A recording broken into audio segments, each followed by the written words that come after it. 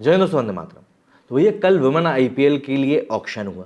इस ऑक्शन का बज़ इतना ज़्यादा था जितना कि शायद पीएसएल ने अपनी ओपनिंग सेरेमनी के टाइम पे भी नहीं देखा होगा। अब आप बोलोगे कि यार ज़रूरी है क्या कि वुमेन आईपीएल के साथ पीएसएल की बात करना? बिल्कुल ज़रूरी है, क्योंकि मुझको ऐसा फील होता है कि बीसीसीआई परेशान हो गया था। इस बात से परेशान हो गया था कि आखिर उसका बेटा कैसे अपने आप को उससे कंपेयर कर सकता है, जबकि गैप इतना बड़ा है। मतलब आप देखिए ना, आईपीएल में कितनी सारी चीज़ें इन्वॉल्व हैं और सबसे बड़ी बात पैसा भी इन्वॉल्व है, और उस मामले में भी पीएसएल कितना पीछे। लेकिन उसके बावजूद भी ये लोग बस वही रोना रोते रहते हैं कि नहीं भैया पीएसएल में क्वालिटी अच्छी। अरे भाई, घर बार जो है क्वालिटी से नहीं चलता, पैसे से चलता है, ये बात समझो। और क्वालिटी के ऊपर तो मैं जा ही नहीं रहा हूँ भाई। जिस लिए इस प्रकार की प्रीमियर लीग्स कराई जा रही हैं, वो कराई जाती है सिर्फ और सिर्फ पैसे के लिए। तो हम पैसे की बात करेंगे। अगर आप खेल की बात कर रहे हो तो खेल तो लोग देश से भी रहे थे, लेकिन उसके बावजूद भी अगर इस तरह की लीग्स की ज़रूरत पड़ रही है तो कहीं ना कहीं पैसा एक बहुत बड़ा फैक्टर है। तो आईपीएल वर्सेस पीएसएल हमको अक्सर देखने के लिए मिलता रहता है। तो अक्सर ये पाकिस्तान वाले ही करते थे, क्योंकि उनको अपनी कुंठाओं को शांत भी कराना होता था। लेकिन अब भारत ने एक सच्चे बाप होने का फर्ज निभाते हुए पाकिस्तान के साथ न्याय संगत बात करी है, और न्याय संगत बात करते हुए उन्होंने महिलाओं का आईपीएल जो है लॉन्च कर दिया, जिसका कि ऑक्शन भी संपन्न हो गया। अब यहाँ पर मैं न्याय संगत बात इसलिए कह रहा हूँ क्योंकि पीएसएल को अब वुमेन आईपीएल से खुद को कंपेयर करके थोड़ा ठीक लगेगा। थोड़ा ठीक भी क्यों लगेगा? इसलिए क्योंकि वुमेन आईपीएल जो है उसकी भी प्राइज मनी से लेकर ऑक्शन का पर्स वैल्यू तक हर चीज़ पीएसएल से ज़्यादा है। तो पहले जो पीएसएल खुद को कहा करता था कि भैया हम दुनिया की दूसरी सबसे बड़ी लीग हैं, तो अब वो दुनिया की तीसरी सबसे बड़ी हो गए हैं और अपन को दूसरी वाली से कंपेयर करना पड़ेगा। वुमेन आईपीएल की जहाँ पर दुनिया भर में चर्चा हो रही है, हर कोई इसकी तारीफ कर रहा है, क्योंकि महिला खेल जगत की अगर हम बात करें, 1980 के दशक में इन लोगों को पैसे कॉन्ट्री करने पड़ते थे कहीं भी टूर पे जाने के लिए, और आज की डेट में आप देखिए करोड़ों रुपए की बारिश हो रही है। तो ऐसे में ये महिलाओं के लिए एक बहुत अच्छा, एक बहुत बड़ा स्टेप है। वहीं पर मुझे ऐसा लगता है कि पाकिस्तानियों का अब ज़रूर आके खोलने की ज़रूरत है, क्योंकि वो वहाँ के खिलाड़ी, वहाँ की सरकार और वहाँ की सरकार की नीतियों के कारण काफ़ी हद तक भुगतने को मजबूर है।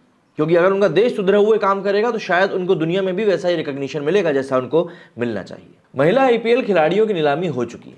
सबसे महंगी खिलाड़ी स्मृति मंधाना है, जिन्हें नीलामी में रॉयल चैलेंजर्स बेंगलुरु ने करीब 3 करोड़ 40 लाख रुपए में खरीदा है।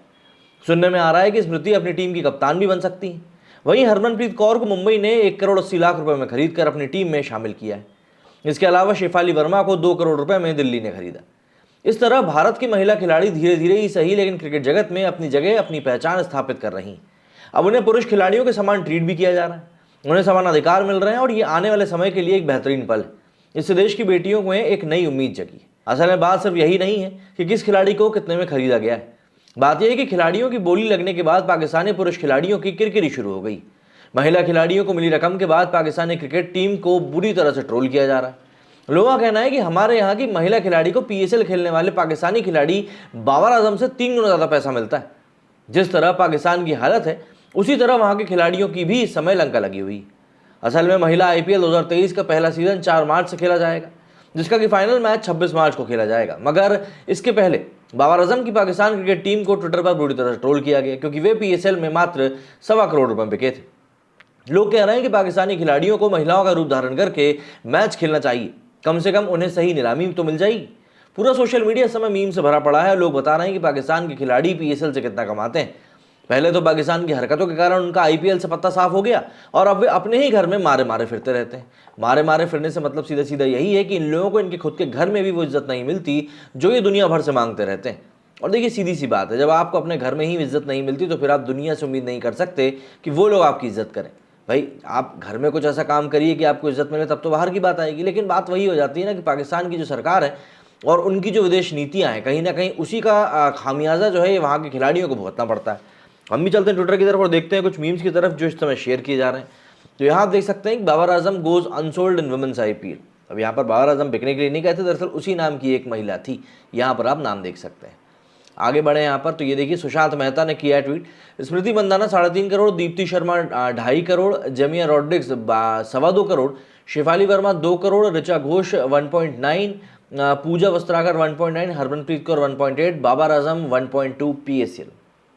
ये हालत है इस समय इनकी, क्या बताओ। अब मतलब कंपेयर करने के लिए अब इनको एक सही कंटेंडर मिल गया, मुझे ऐसा लगता है। और पाकिस्तान को खुद भी अब सोचना पड़ेगा कि भाई क्वालिटी कब तक चिल्लाते रहोगे, बेइज्जती कब तक कराते रहोगे। इनकॉग्निटो मोड ने लिखा है भैया कि सैम यहाँ पे आईपीएल के सबसे महंगे खिलाड़ी लिखे हैं, उसके बाद मुंबई वुमेन आईपीएल के सबसे महंगे खिलाड़ी, उसके बाद पीएसएल के लिखे हैं। पीएसएल में हैदर अली को मिलता है 1.5 करोड़ प्लस 1 किलो आटा, बाबर आजम को 1.25 करोड़ प्लस 2 करोड़ आटा, और शाहीन शाह अफरीदी को 1.25 करोड़, और इनको आटा नहीं मिलता है। और ये आटे की जुगाड़ तो इस समय पाकिस्तान में बहुत ज़बरदस्त चल रही है। Can we play women IPL, तो इस तरह का अवतार धारण करके शायद अब इनको आईपीएल खेलने आना पड़ेगा। इन्होंने क्या लिखा है भाई, just WPL things, Babar Azam 1.4 crore PSL, Smriti Mandhana 3.4 crore, just WPL things. मतलब अब इन लोगों को लिटरली इस चीज़ का भी सामना करना पड़ेगा। Women premier league auction got the more attention and hype than the PSL 8। तेरे PSL ओपनिंग से ज़्यादा हाइप हमारे वुमेन IPL के ऑक्शन की है छोटे। Babar Azam and other Pakistani players while watching this auction, या अल्लाह इतने पैसे भी होते हैं क्या। राजीव सरदेसाई ने भी इसको लेकर ट्वीट किया है, there was a time in 1980s when our national women cricketers had to raise money through friends to travel for a world cup.